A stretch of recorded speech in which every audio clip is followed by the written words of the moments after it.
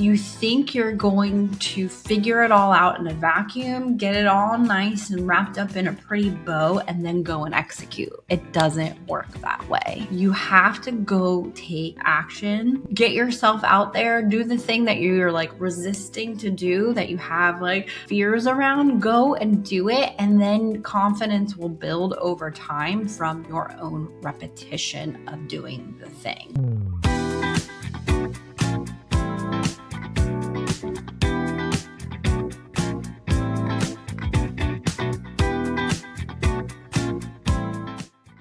Welcome back. Here's your next episode of Brand on Fire. I'm so happy to be here because I'm going to talk about something that I think eludes a lot of entrepreneurs and founders.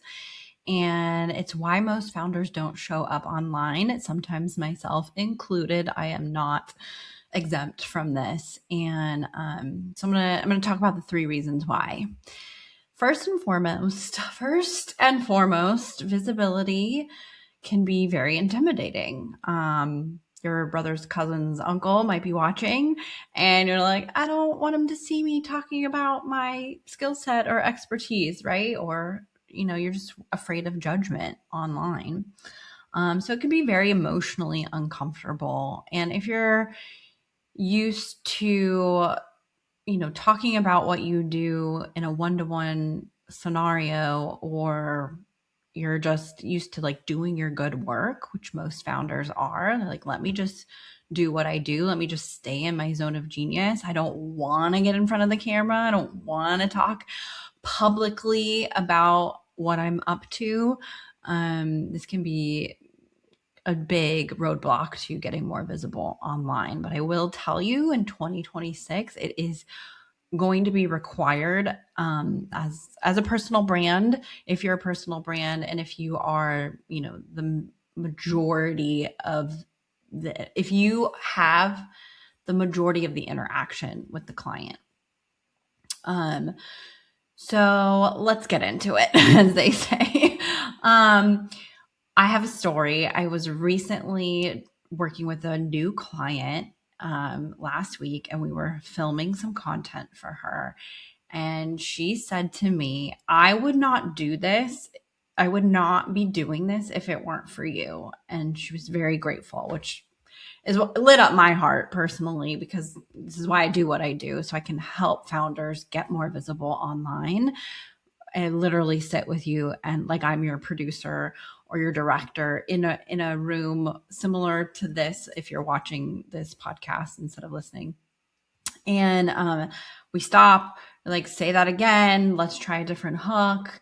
And I believe right now, even less polished is going to be more effective online and in Reels.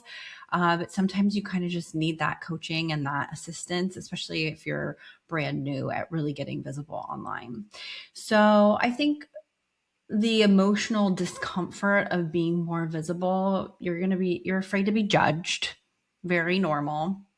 You're afraid of looking dumb or not articulating what it is you want to quite right. You're afraid of saying the wrong thing. And you're afraid that like what you have to talk about, no one really cares. But someone recently actually said to me, if your audience doesn't know you exist, they cannot buy from you. You have to come to the understanding that if your audience doesn't know who you are, they will not buy from you. And so it's just required. You got to do it. You got to get visible. Anyways, back to this client. She said that very sweet thing. She even was like, I'm sweating right now. I know we're filming and I know it's just me and you, but I'm terrified. And so you have to kind of like work through some of those visibility moments, which I love helping my clients with.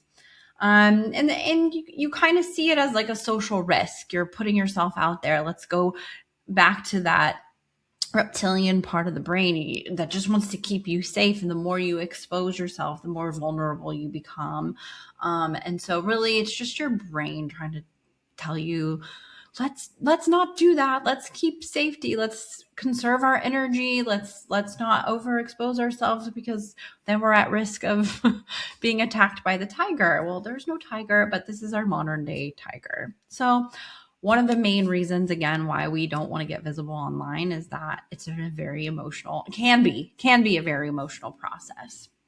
But if you can come back to the understanding that you need to be visible in order for people to know about what it is that you do so that you can serve them and help them solve whatever problem that they're having that you specifically solve. So if you can make that more important than your fear of being in front of the camera, then we're winning. Okay. So that's point one. Point two, most people don't need, when I say people, most founders don't need more information. They just need to be held accountable.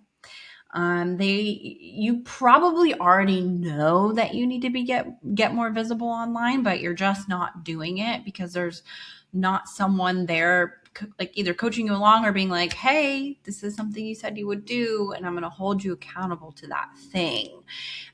So I would invite you to have someone in your environment that is going to hold you accountable to the things that you say that you want to do. And make sure you get yourself on camera and make sure you start posting those reels and getting on your stories and emailing your list and really becoming more omnipresent in your marketing.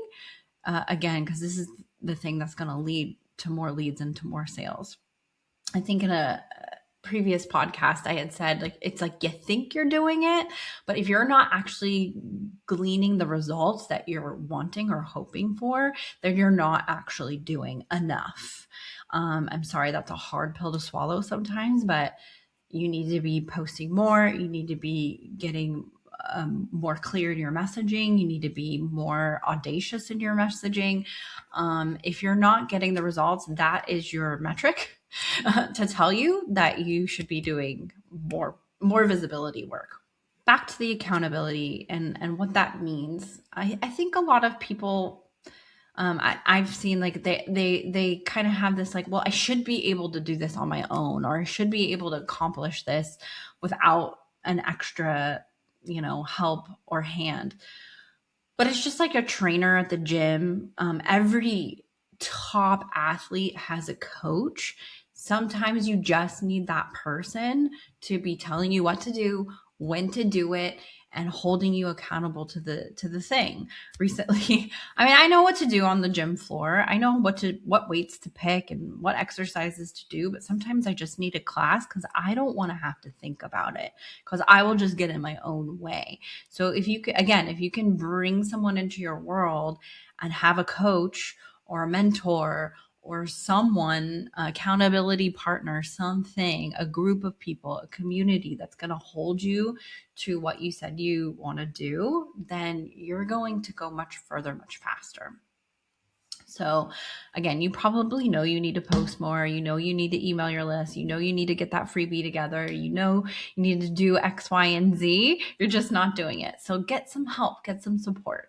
Real quick, if growing your email list feels confusing, overwhelming, or like you might throw your laptop out the window, I made something for you. I'm hosting a live workshop called the Grow Your List Party on March 18th, where I'm going to show you the simple that actually grows your email list. We're going to walk you through every list building funnel needs, what to post so people actually want to opt in, and the one mistake that keeps smart women stuck in almost growing. By the end, you'll know how to build a funnel that feels aligned, simple, and not salesy. Grab your spot and come hang out with us. Okay. And then last, but certainly not least, you think you're going to figure it all out in a vacuum, get it all nice and wrapped up in a pretty bow, and then go and execute. It doesn't work that way. I love you. So I'm going to tell you, you have to go take action and kind of eat the frog, is a saying, like do it first, do the hardest thing first, get yourself out there, do the thing that you're like resisting to do, that you have like fears around, go and do it. And then confidence will build over time from your own repetition of doing the thing. So the more reels you post, the more confident you're going to get on camera. The more podcasts you record, the better you're going to get at speaking for longer periods of times without cuts. The more you email your list, you're also going to get feedback. This is working. No one opened this email, but everyone opened this email, whatever, you'll start to figure out what your audience really likes and enjoys. And then the messaging that really sticks with your audience. So you also get really great feedback, but you're not going to know unless you do the thing. So action over time creates confidence. Okay. So the more you can do it, and even in this session I had with the client last week, by the 12th reel that we filmed together, she was nailing everything. Her cadence was great. Her tones and inflections really mirrored what she wanted to say. She got her point across super clearly. It was really amazing. I get so much joy out of it because I can see from even minute 1 to like minute 40 how much someone changes in their ability to show up. Just in that short amount of time by doing it over and over again. Okay. And then some like little tricks just to kind of get you into the right space for filming is you want to do some deep diaphragm breathing before you start. I'll just be totally honest. Like I've been told I have some vocal fry sometimes. And so I've really been training myself to kind of speak and talk more from my diaphragm and more from a relaxed, slow pace. I think also when people film, they tend to talk really quickly. And if you can slow down and really bring emphasis to certain points of what's important, you will come across even more clearly. And if you talk with your hands, like again, if you're watching this instead of listening, I love to talk with my hands.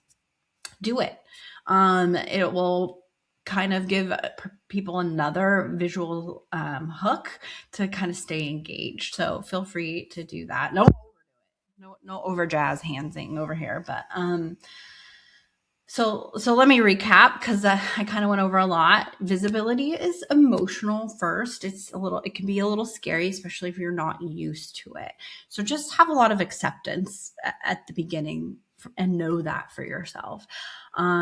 Second of all, you probably know what you need to do. You know how often you need to be showing up. You're just not doing it. So usually founders really require accountability and coaching and mentorship in this area. So make sure you have someone on your team or in your corner that's really going to hold you to this appointment with yourself to create content.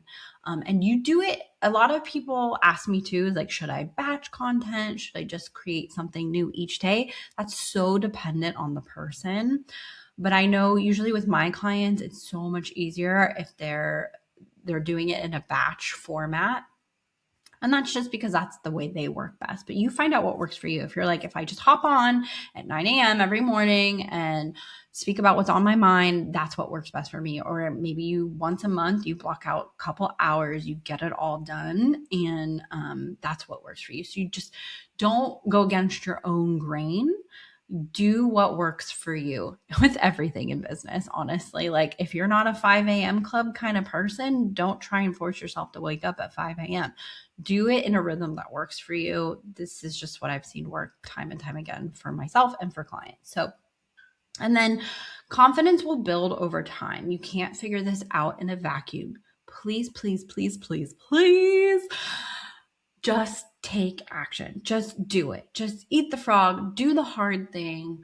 Do it before your mind, your reptilian brain can talk you out of it. And the more and more you repeat, the more and more confident you will become and the less and less scary it'll be. It's just like with anything, driving, riding a bike. It all feels very scary at first. And then once you do it, it becomes muscle memory. And then you know exactly what to do. And the hurdle to get started and move forward becomes less and less and less, almost to non-existent, maybe completely non-existent. So I hope these tips were helpful, and really you too can really be showing up visibly online. It's just so necessary in this marketplace to continue to share your skills, give value via education, be entertaining to a little, just a little. I know you could be entertaining, otherwise you wouldn't be doing what you're doing. And remember, what's personal is most universal. So whatever you're going through or whatever experience you're having via your client will likely land and resonate with your audience. So talk about those things. Again, I hope this episode was helpful. Drop in the comments below your big takeaway. If you liked it, please like and subscribe. And we will see you on the next episode.